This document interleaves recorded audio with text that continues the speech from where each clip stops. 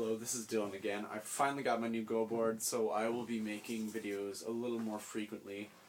And today I'm just going to go over the basic rules of Go because I haven't made one of those yet. So, Go is played usually opening on the corners. And if you're watching this, you probably have some general knowledge already. Or you might not, and you're just trying to get into the game.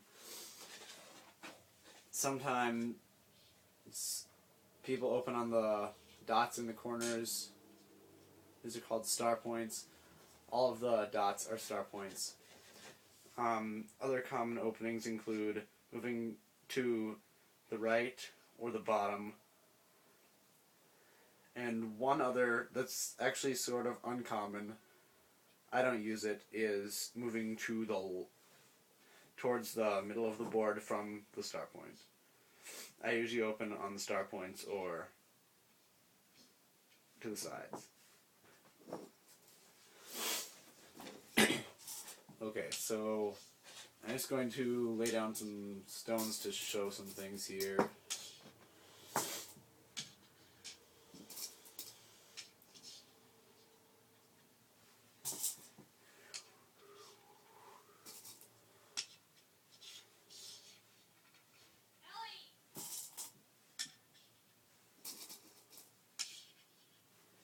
Note that this isn't a game release so much as a demonstration of what I'm going to talk about for a minute.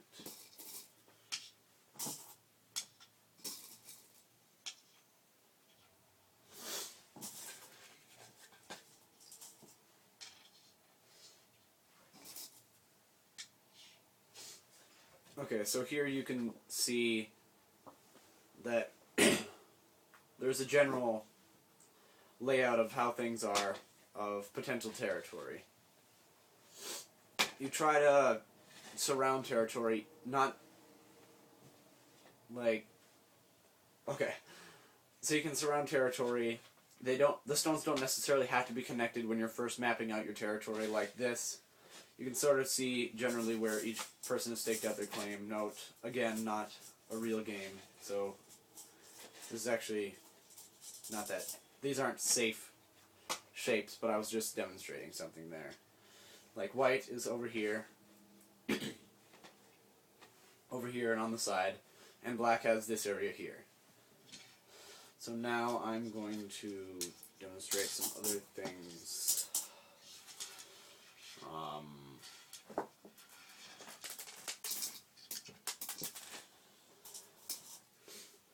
Okay, so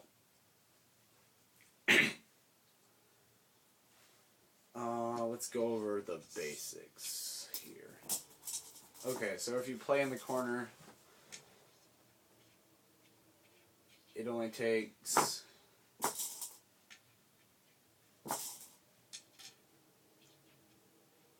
six stones to surround 9 territory. Territory is determined by how many intersections you have within what you have outlined. And I'll be showing, why, this is why we play on the corners.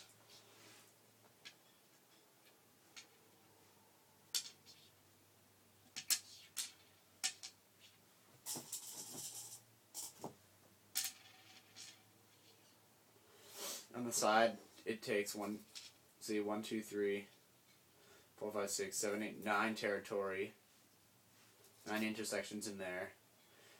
And it takes you 9 stones, so it takes longer to surround it there. And if you do it in the middle, it takes even more stones yet. So this is why we typically open on the corners, because it is easier to make territory there. See, in the middle it takes 12 stones to surround just 9 territory.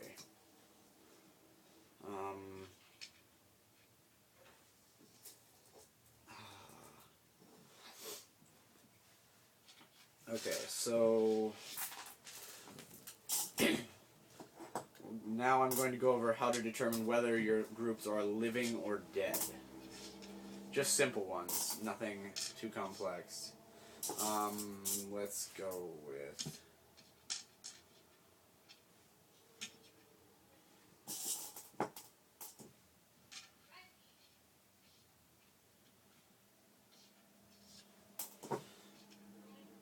this shape here. Actually, move it one more in.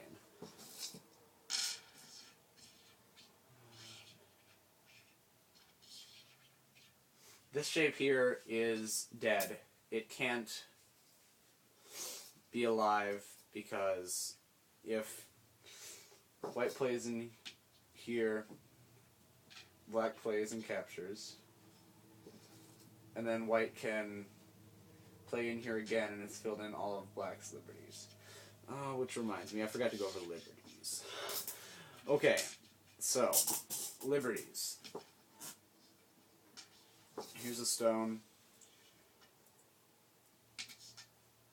Liberties are the intersections that branch out from a stone or group of stones. And when the opponent fills in all your liberties, then that stone is captured and is taken off the board as a prisoner and is counted against your score, or, well, depending on how you count, it is counted against your score, or it's just counted as an extra point for your opponent, depending on how you count the board. So, this group has 4 liberties, 3 liberties, 2 liberties, 1 liberty, and when it has 1 liberty, it's called, you say that the stone is in Atari, the group of stones that only has 1 liberty left. So if it's white's turn, white plays and captures the stone. If it's black's turn, black can escape, or run out of the shape. Okay, and then you see that black has 1, 2, 3 liberties, and then it is pretty much safe from being captured because it has more liberties than its opponent can. The opponent can only reduce 1 liberty per turn, playing on an open board, I guess, and this has 2 liberties, and if black moves again, 1, 2, 3, 4 liberties, so it's just increasing with each time. Now we'll go over a special case of capturing. Okay. So this shape here, if you're black, you should really try to avoid letting your opponent get you into this shape. Some things that might lead up to it is a shape like this, where you're inside like that, and then white plays on either side of this to put you into the shape. Or it might begin like this and you don't respond, and white plays on the end and gets you into the shape. So I'll show you this. So you've got 1 liberty, you go to escape, and you have 2. Then white plays here and you only have 1 again. Try to escape, 2, 1, 2, 1, 2, 1, 2, 1, 2,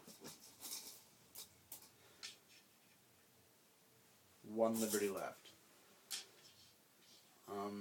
And if you play down here, you still only got 1 liberty, and white has surrounded all your liberties, and these stones are taken off of the board.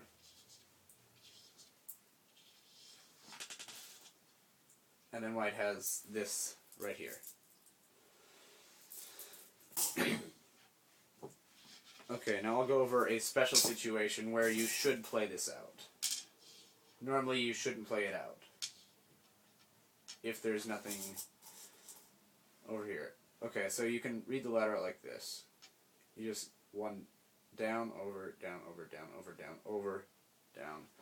And that's where your stones will go. You can read it out to see where your stones will go. Okay, so 1, 2, the stones will go here, here, here. Okay, let's say there's a stone right here. And it's your turn. So black tries to escape. White plays here. Black tries to escape.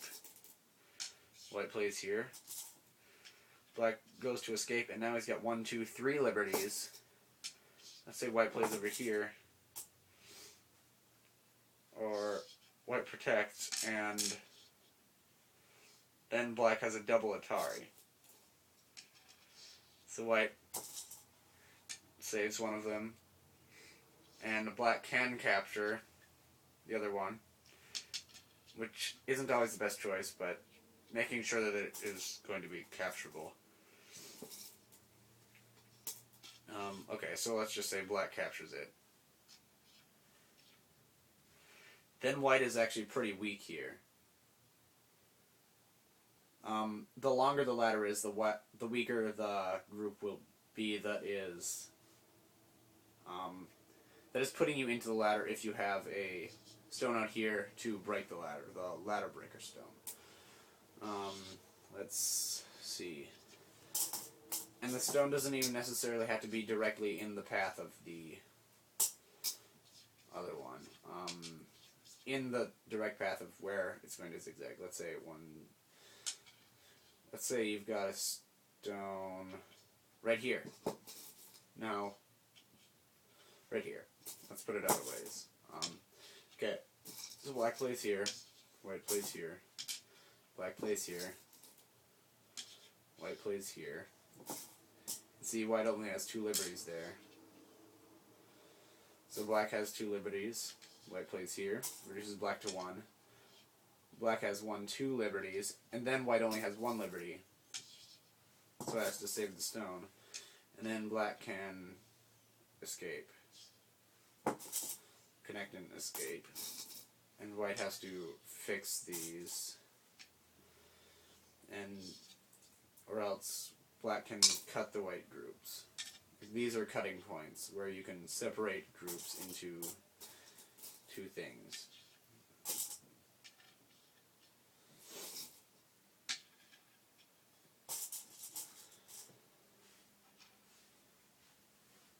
Oops, okay.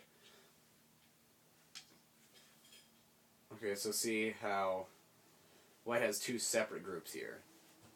This white group on the bottom is dead because it can't make 2 eyes. And now I will go over eyes and what stones are dead and alive.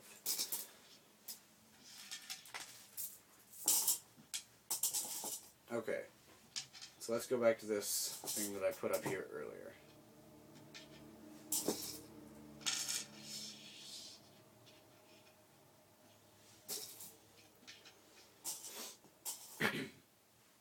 Okay. So in this one, we know that black is dead because it can't make 2 eyes. It only has 1 single space in here. So if it's white's turn, white can play in there. And let's say black captures. Then black still only has 1 liberty, so white can play in here, and black has no liberty, so it's captured. Okay, so change it up a little. Let's say it's white's turn, and black plays here. Then black only has 1 liberty left, and white can just play here. Okay, let's extend this by 1.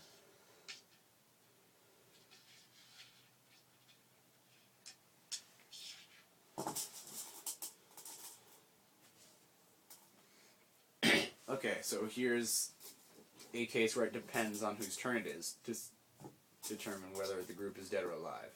It's black's turn. Black plays here.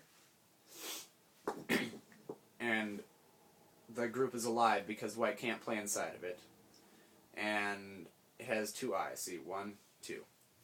White can't play in here because it won't have any liberties, therefore it would be automatically captured, because the stone is captured when it has no liberties.